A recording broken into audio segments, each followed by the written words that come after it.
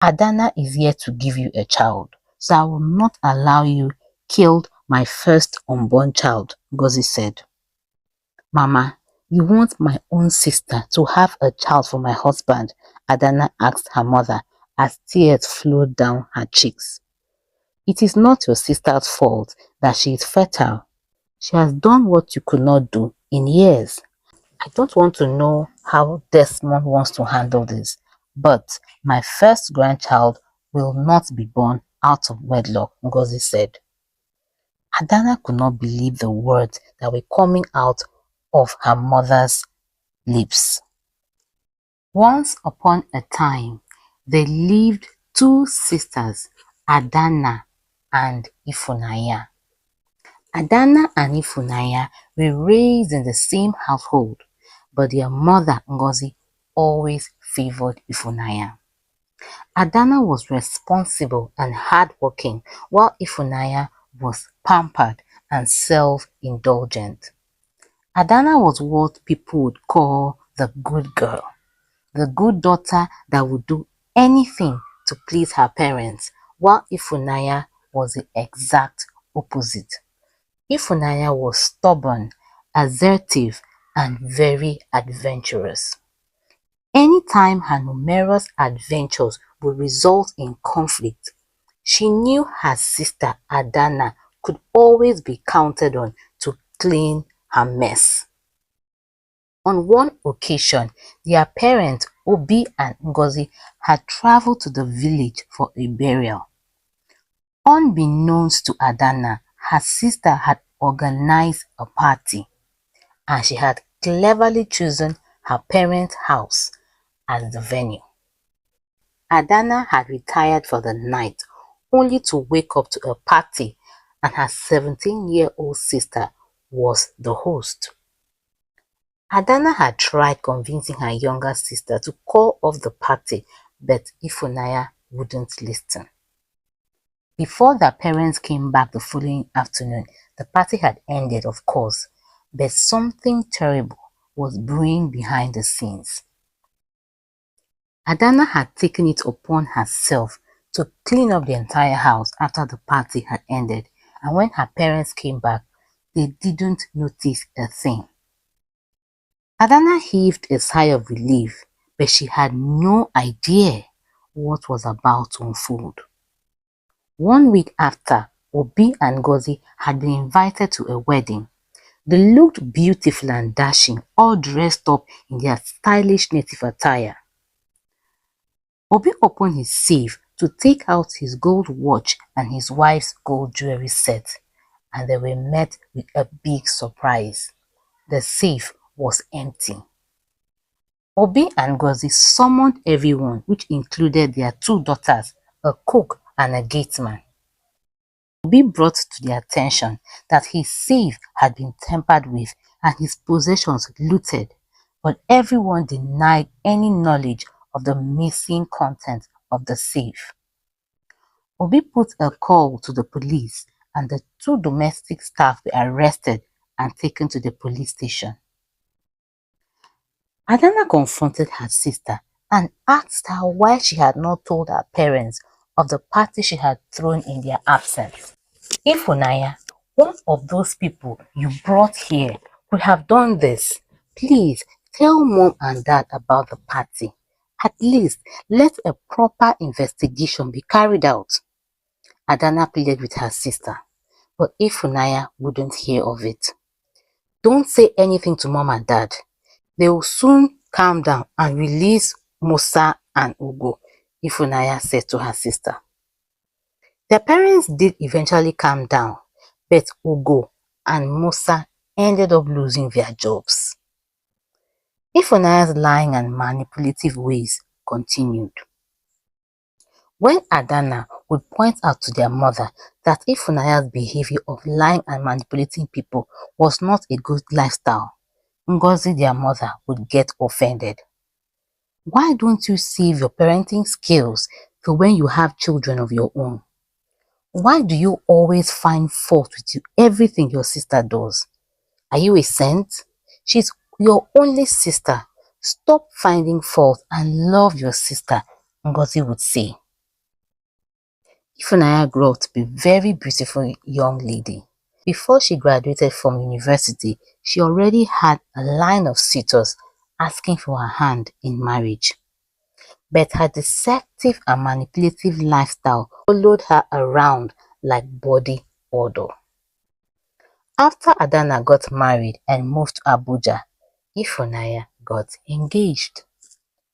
Ifunanya's fiancé, Arthur, had attended the same secondary school with Ifunanya, though he was years ahead of her. After Arthur's secondary education, he had returned with his parents to his country, Ghana, and later moved to the United Kingdom for his first degree and master's degree. Arthur and Ifunanya had met on social media, reconnected, and fell in love. Ifunanya had been so excited when Arthur came down to Nigeria to officially introduce Ifunanya to his family.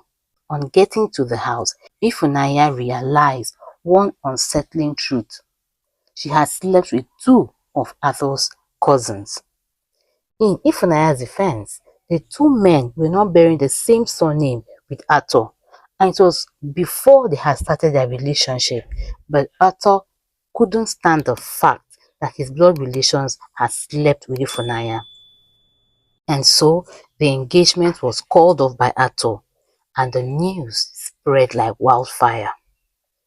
Tired of being mocked and gossiped about, Ifunanya asked her sister if she could move in with her and her husband, and Adanna agreed. Despite their differences, Adanna loved her sister and never imagined she could betray her. The betrayal came suddenly because Ifunanya's manipulative and wild ways was a part of her.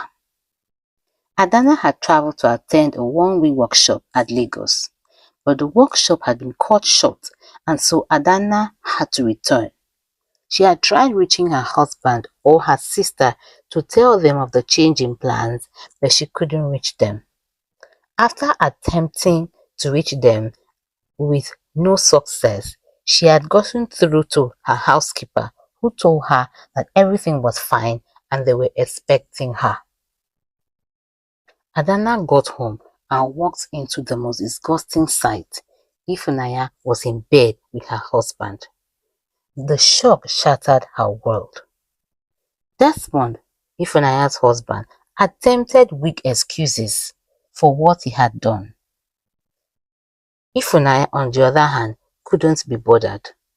Ngozi, their mother, told Adanna that her sister had been seduced by her husband because he was sex-starved. She accused Adanna of neglecting her marriage, claiming that if Desmond had strayed, it was because Adanna had failed him.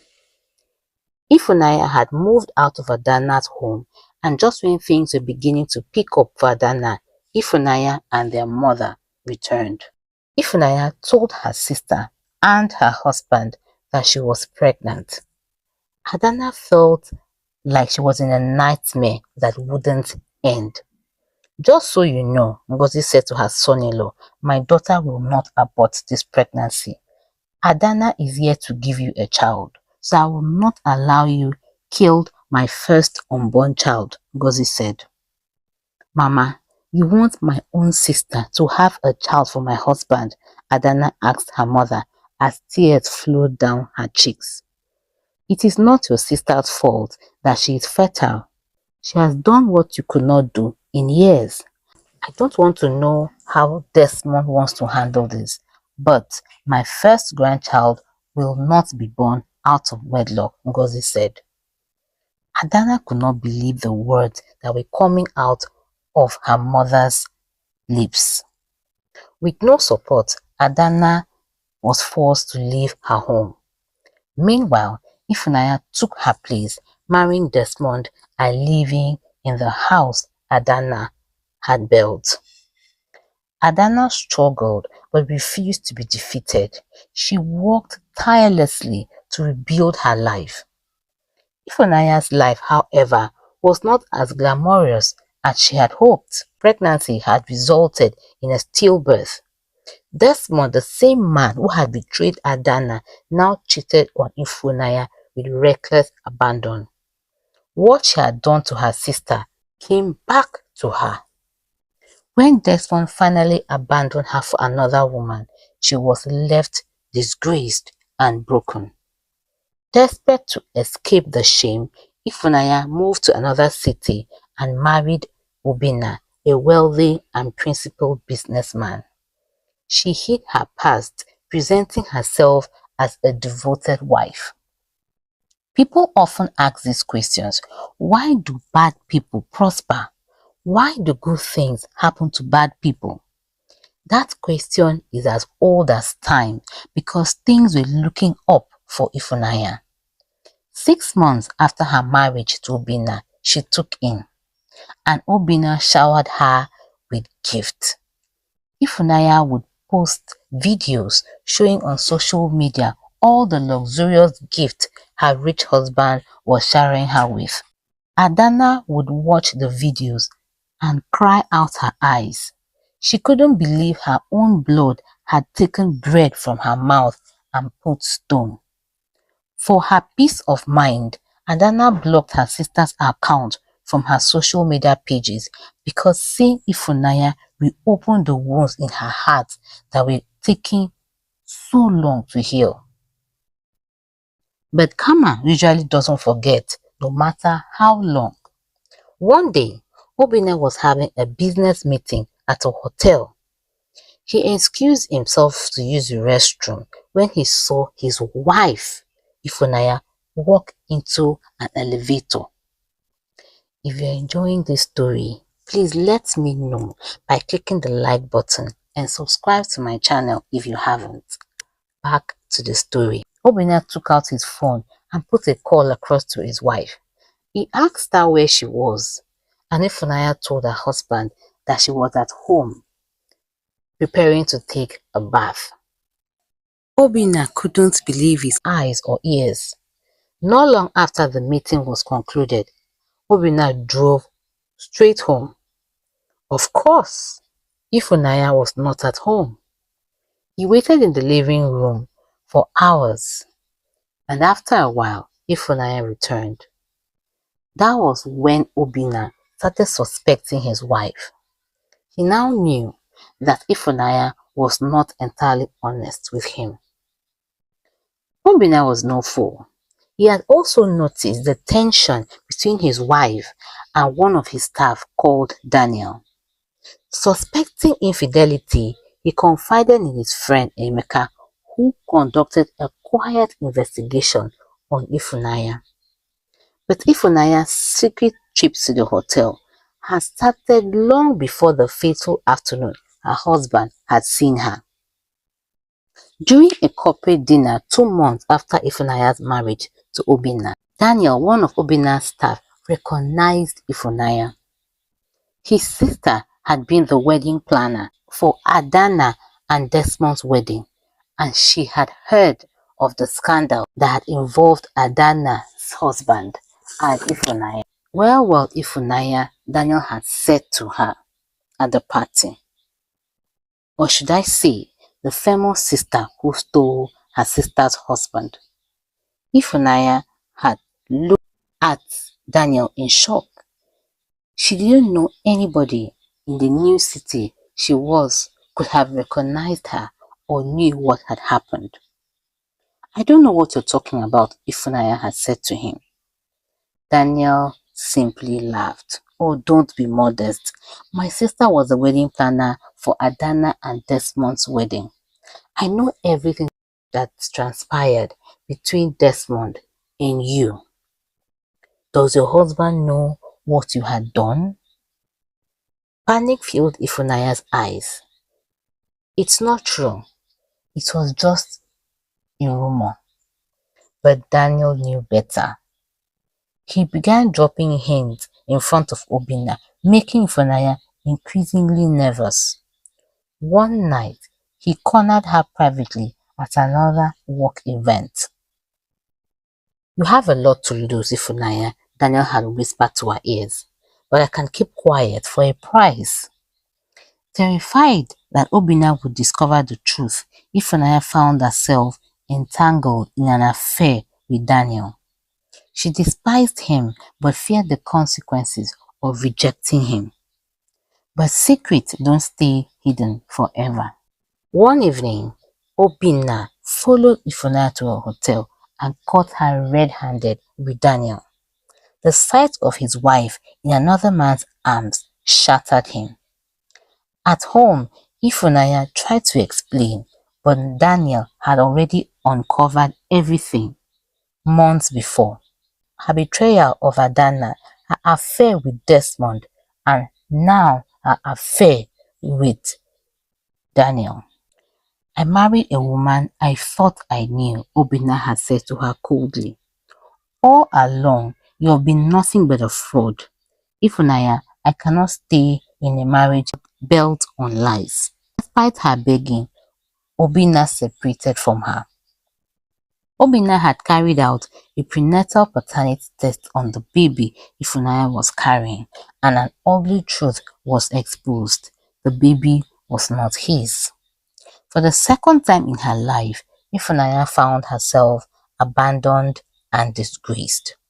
With nowhere to go, Ifunanya swallowed her pride and went to Adana's house, seeking shelter yet again. One evening, Adana, who had been watching a movie with a friend, heard a knock on her door.